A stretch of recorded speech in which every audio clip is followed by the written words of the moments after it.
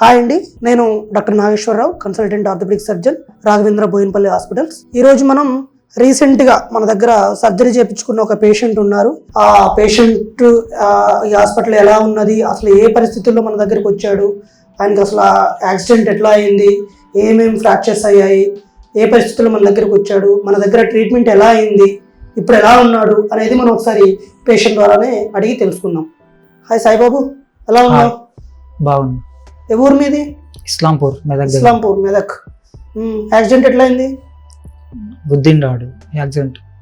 గుద్దారు? గుద్దిండు. నువ్వు ఎట్లా వెళ్తున్నావు? నువ్వు బైక్ మీద వెళ్తున్నావు? బైక్ మీద వెళ్తున్నా. కార్ వచ్చి గుద్దిందా లేకపోతే బైకే? బైకే. బైకే వచ్చి గుద్దింది. ఎక్కడైంది? ఊరు దగ్గర. ఊరి దగ్గర. ఎన్ని రోజులు అయింది? ఈ రోజుకు ఒక 20 రోజులు అయిందా లేకపోతే నెల అవుతుందా? 20 డేస్. 20 డేస్ అవుతుంది. యాక్సిడెంట్ అయిన తర్వాత ఇక్కడ రాఘవేంద్ర హాస్పిటల్కి ఎట్లా వచ్చావు? ఎవరు తీసుకొచ్చారు? సర్పంచ్ అంటే తెలిసిన వాళ్ళు ఇక్కడ తెలిసిన వాళ్ళే. Okay okay. అక్కడ ఇంకా వేరే హాస్పిటల్కి ఏమైనా వెళ్ళావు ముందు? అక్కడ తూప్రాన్ దగ్గర చిన్న ఒకసారి వెళ్ళేసి ఇంకా రిఫర్ చేసేసారు, ఇక్కడికి వచ్చారు, అంతేనా? ఇక్కడికి వచ్చినప్పుడు ఈ పరిస్థితి ఎట్లా ఉంది? ఇంకా అసలు ఇక్కడ వచ్చినప్పుడు సిచ్యువేషన్ ఎట్లా ఉంది? ఏమైనా గుర్తున్నదా? ఎలా వచ్చారు, ఎలా తీసుకొచ్చారు? గుర్తుంది. ఇక్కడ ఇక్కడ మేము డాక్టర్లు ఏమేమి చెప్పాము, నీకు ఏమేమి ప్రాబ్లమ్స్ ఉన్నాయని చెప్పాము? ఇది హేల్ ఫ్రాక్చర్, ఇది పక్క బొక్కలు, క్లావికిల్ ఫ్రాక్చర్, ఇంకా ఫింగర్ ఇవన్నీ ఫ్రాక్చర్ అయినాయి. ఓకే. ఊపిరి తీసుకోవడం అప్పుడు ఏమన్నా అంత బాగానే ఉందా లేకపోతే ఆయాసం అట్లా ఏమన్నా ఉన్నదా? మంచిగా ఉంది. ఎందుకంటే పక్క బొక్కల్లో ఫ్రాక్చర్ అయింది కదా. అవును. రాగానే ఆపరేషన్ చేసామా? వెయిట్ చేశారు. ఎక్కడ పెట్టాము నేను? ఐసీలో. ఎందుకు పెట్టాము? 5 days 6 days. అదే 6 days ఎందుకు పెట్టాము ఐడియా ఉందా? 6 days ఐసీలో ఎందుకు ఉంచాము ఐడియా ఉందా నీకు? అంటే శ్వాస గురించి, మన ప్రాబ్లం గురించి, నీకు ఉన్న ఇబ్బంది బట్టి సర్జరీ. దీనికి ఏం చేసాం ఐడియా ఉందా? ఊపిరి తీసుకోవడంలో ఇబ్బంది ఉంది, నెక్స్ట్ అంటే ఏం చేసాము? అది పైప్ పెట్టారు. 1 week తర్వాత ఇంకా ఆపరేషన్ చేసాము. ఆపరేషన్ ఏం చేసాము ఐడియా ఉందా? ఆపరేషన్ ఏం చేసాము నీకు చెప్పాము కదా. ఏం చేసినాం అనుకుంటున్నాము? ఇక్కడ ప్రక్క బొక్కలు. ఇక్కడ ఏం చేసాము? రాడ్ వేసాము. దీనికి రాడ్ వేసాము. ఇప్పుడు ఎలా ఉంది? ఇప్పుడు జర కొంచెం బాగానే ఉంది. తీసుకోవడం ఏమైనా ఇబ్బంది ఉందా? ఇప్పుడు ఏం లేదు, ఇబ్బంది ఏం లేదు. ఇదేమన్నా నొప్పి ఏమైనా ఉన్నదా? ఏం లేదు, అంత బాగానే ఉంది. ఇది మంచిగానే ఉంది. హ్యాండ్ మంచిగానే ఉంది. ఒకసారి లెఫ్ట్ హ్యాండ్ ట్రై చేయి. ఇప్పుడు ఆపరేషన్ ఎన్ని రోజులు అయింది? 15 days అయింది. అంతే, 2 weeks అంతే. ఓకే. ఇప్పుడు అంతా బాగానే ఉన్నది కదా? బాగానే ఉంది. ఓకే. అట్లాను ఏమైనా ఇబ్బంది ఉందా? చేతి మూమెంట్లో కానీ ఈ మూమెంట్లో కానీ ఏమైనా ఇబ్బంది ఉందా? అంతా బాగానే ఉందా? బాగానే ఉంది. గుడ్. సో ఈ పేషెంట్ వచ్చేసి మనకి RTA, 2-wheeler versus 2-wheeler. So ఒక 20 days బ్యాక్ యాక్సిడెంట్ అయింది.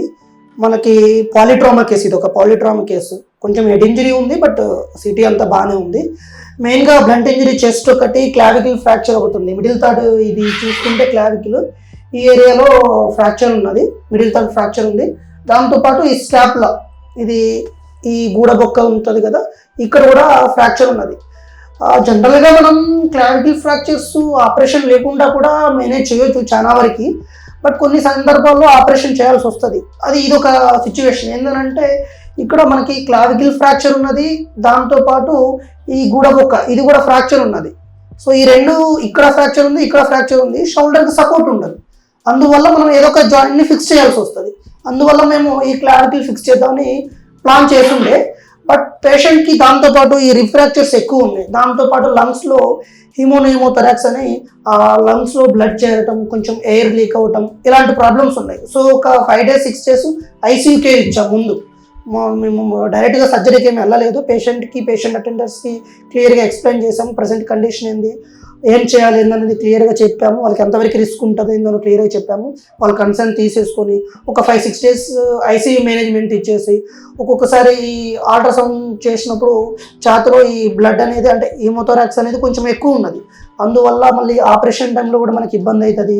పేషెంట్ తర్వాత ఏమన్నా ఊపిరి తీసుకోవడంలో ఇబ్బంది వస్తుందని సో ముందు జాగ్రత్తగానే పేషెంట్కి ఒక ట్యూబ్ వేస్తాం అనమాట, లంగ్స్ దగ్గర వరకు వెళ్ళేటట్టు ఛాతీలకు ఒక ట్యూబ్ వేస్తాం. అందువల్ల ఏంటంటే లోపల ఏమన్నా లీక్ అయిన ఎయిర్ కానీ బ్లడ్ కానీ బయటకు వస్తుంది. సో అది వేసిన తర్వాత పేషెంట్ కొంచెం ఇంప్రూవ్ అయ్యాడు. ఒక 5-6 డేస్ తర్వాత మేము ఈ క్లారికల్ ఫిక్స్ చేయడానికి సర్జరీకి తీసుకున్నాము. దాంతోపాటు పేషెంట్కి ఇది ఆపరేషన్ చేసాము, ఇక్కడ నుంచి ఇక్కడ వరకు ఒక ప్లేట్ వేసాము, అంటే చిన్న చిన్న ముక్కలు అయినాయి మధ్యలో, అవన్నీ ఒక దగ్గర పెట్టేసి ఇక్కడ నుంచి ఇక స్పాన్ చేస్తూ ఒక ప్లేట్ పెట్టాము.